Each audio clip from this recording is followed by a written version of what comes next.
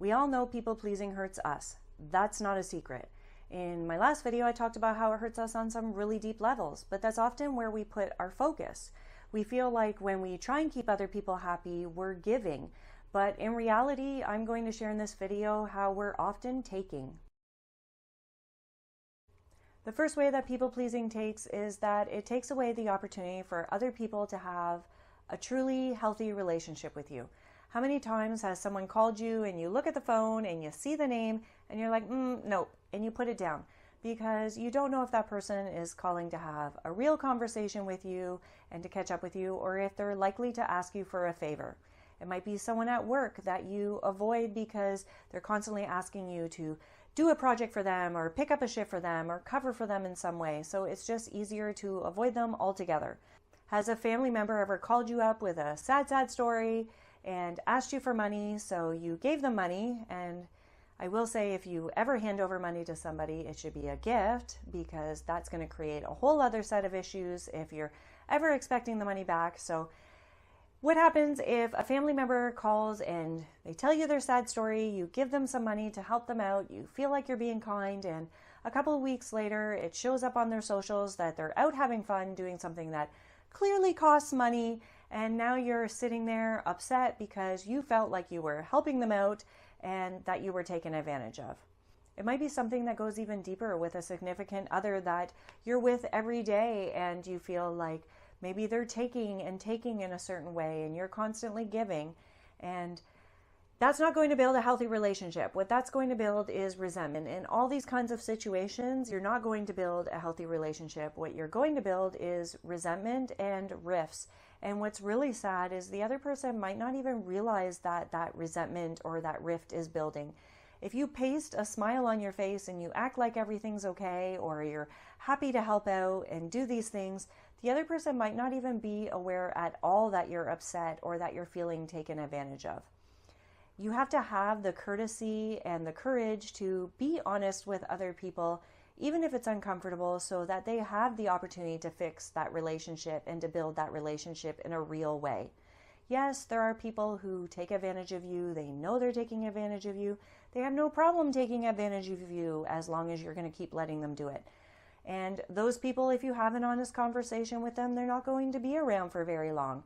But if you have an honest conversation with someone who truly wants to be your friend, who truly wants to have a real relationship with you, then they might not appreciate it at first, but after you've had that conversation with them and it's settled for a while, they are going to appreciate that they had that opportunity to fix whatever was wrong, to build whatever needed to be built, and to have that relationship with you.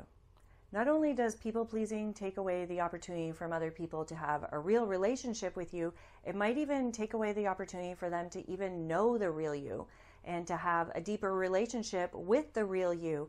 If you're constantly putting on this fake version of yourself and going along with whatever everybody else wants, they may not know your interests. They might not know what you like. They might not know much about you at all, because the you present to them is not who you really are.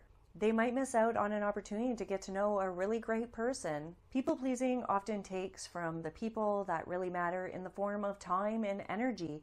You might be wasting your time and energy saying yes and doing things for people who don't really care about you, who are just out for themselves, and that time and energy could be better spent with the people who actually love you, who actually care about you, and in the relationships that you actually want to build. You end up with this imbalance in your life, whether it's with work where you're giving up time with friends and family to keep a boss or a coworker happy, or it might be an instance even where you're trying to keep one specific family member happy and you're taking from another family member or a friend. And you end up with this imbalance in your life where you have a hard time saying no, so you end up giving all your time and energy to the wrong places and the wrong people. One way people pleasing takes from other people that most people don't even realize is that it takes opportunities. It takes opportunities for other people to learn, to grow, to develop, and to build their self-confidence. A lot of the time we're quick to jump in and rescue people, and we feel like we're doing them a favor. Maybe we finish a project for a kid, or we cover for the boss at work, And we feel like we're doing a favor for somebody, but we're actually hurting them by taking away those opportunities for growth. Sometimes it's about taking the opportunity away for them to have a consequence, which might not seem to them especially like we're doing them a favor, but sometimes that consequence was necessary for them to learn and develop and grow.